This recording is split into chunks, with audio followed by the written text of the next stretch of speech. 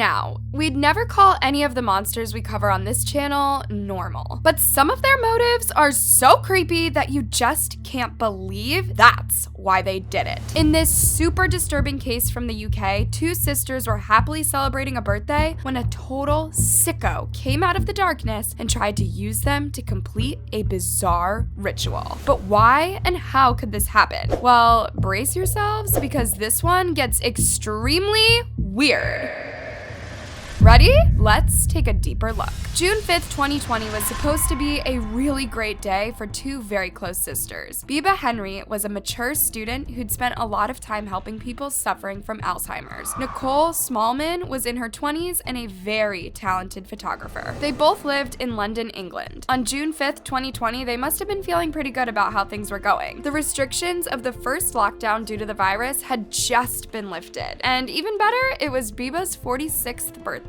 So there were two major reasons for them to celebrate. The sisters decided that they'd party with their friends at Fyrant County Park in Wembley, northwest London. They did this outside so that they followed the government guidelines about meeting in groups. And it probably didn't hurt that out there away from most of the city, they could have as much fun as they wanted. And it was also free. That evening, they picked up some snacks and drinks for the big night. In this footage, you can even see Nicole talking to another person as she buys her groceries. In fact, all the people who knew them thought Nicole and Bibaa were really amazing women, and they were having a really great time at this party. At Fyrant Park, they met with their friends and proceeded to let off a lot of steam. Hey, being cooped up will do that to you. I think we can all relate there, right? The party started at around 7 or 8 p.m. that evening. Eventually, at about 12:30 a.m., all their friends called it a night and went home. But the two sisters weren't quite ready to leave the park yet. They were having such a great time that they kept right on dancing and laughing and playing with the fairy lights until at least 3 a.m. They were probably a little drunk by then. What I think is that they were so happy to be together that they never noticed anything that might be wrong out there. Basically, the sisters were completely unaware that someone very dangerous was lurking in the dark nearby, watching them party. And they had no idea at all what would happen to them next. The next day, by the evening of June 6th, 2020, Bibaa and Nicole's family and friends were starting to get very worried. Nobody had seen or heard anything from either of them. And even if they both had a major hangover, by that point, they should have answered, right? Although the family reported it to the police at first, the authorities didn't move all that quickly. But because they were so worried, a group of friends and family took the search upon themselves. They must have been so afraid of what they'd find. What they eventually discovered took it all from bad to so much worse. First, they spotted a pair of sunglasses, which belonged to Bibaa. They took this first find straight to the cops, but it wasn't really enough evidence for a proper police search. Then they noticed a large kitchen blade in the grass, very close to where the sisters had held their party. This was not a good sign. Nicole's boyfriend, Adam Stone, was now very worried. While he was still on a call with the police about the knife, he wandered down towards some bushes. What he found there made him scream for help, and he even fell to his knees in shock. It was worse than you could believe. And while the police were on their way, Adam contacted their mom. He said, Mina, we found it.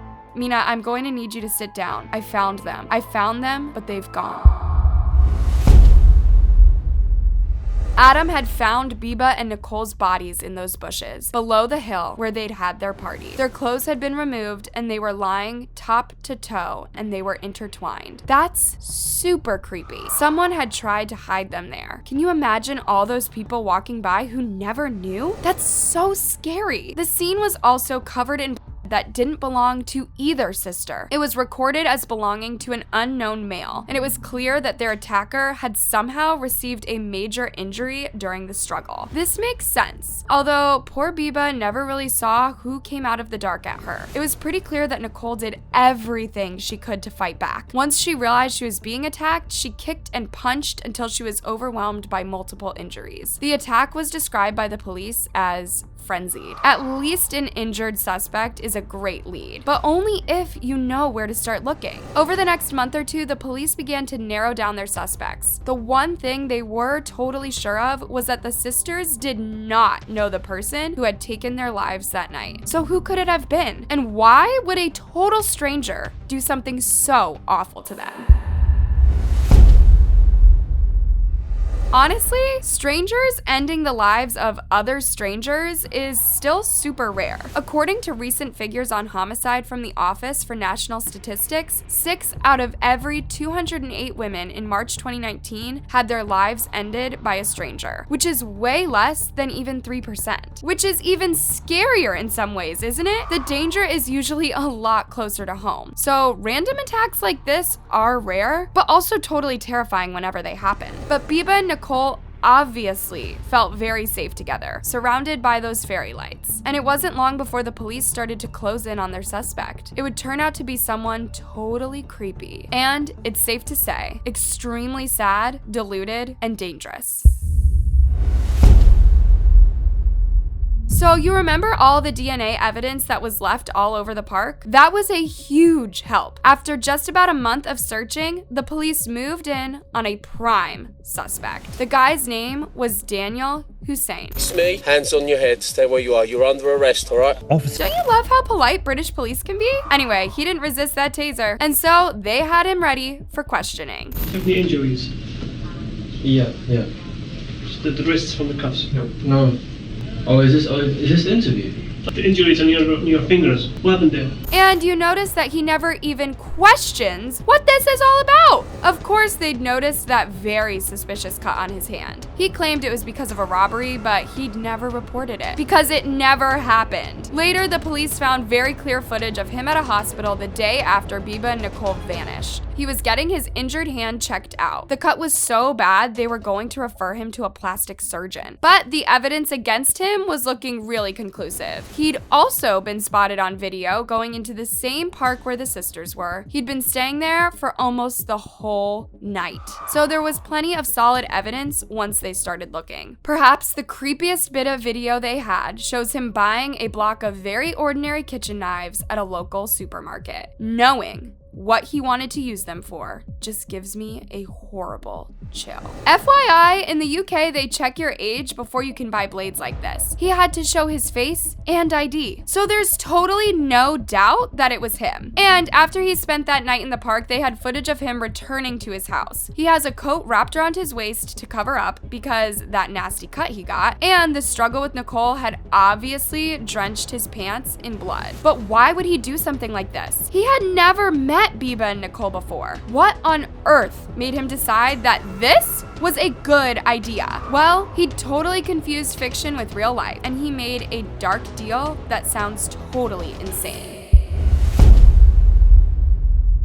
Yeah, he did this for totally pathetic and insane reasons. Although nobody has used the insanity defense with him, he's clearly lost his grip on reality. For start, he sounds more and more like an extremist incel. You know, the guys who think they're owed a girlfriend and get violent and entitled. Daniel was convinced that he deserved a great girlfriend. So I think you can tell where this is going. But on top of that creepiness, he was active on satanic forums that told him how magic could solve all of his relationship problems. So instead of working on himself, he became kind of obsessed with calling on the other side for help. He often watched a YouTube channel called Becoming a Living God. That channel has since been taken down mainly because of this awful case. What those channels and magic users promise to do is kind of silly. They mainly seem to exist to trick a lot of people out of a lot of money. But enough people seem to believe that spells are the answer. And it was just enough to make Daniel extremely dangerous. At Daniel's house, police even found more evidence that he thought this stuff was totally real. Like, he'd actually written a contract trying to convince a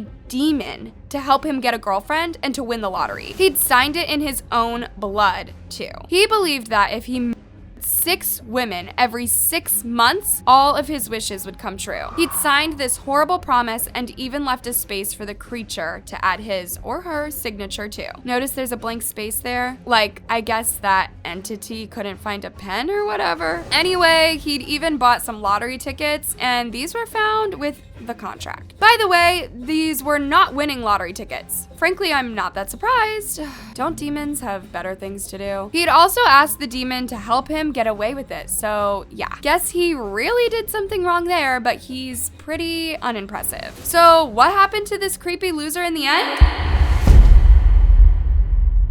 It probably didn't help that he acted out in front of the judge, and like an immature little baby, he turned his chair around on the video call and tried to get a reaction. But the sister's mom, Mina, has taught a lot of teenagers like him, and she was totally unimpressed with him too. He was brought to justice and sentenced to 35 years on October 28th, 2021. After Daniel was sentenced, Mina said, "An obnoxious human being. He's a broken human being who, if he hadn't been caught, 4 other families may have been suffering what we have.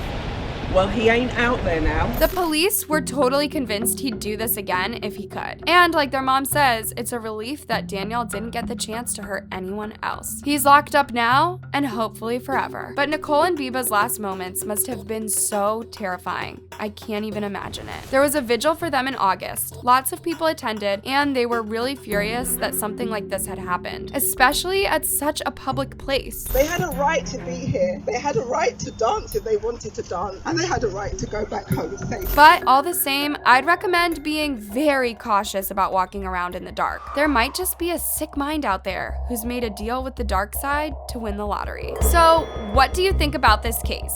Do you think that that monster will ever be released? Let me know your thoughts in the comments below.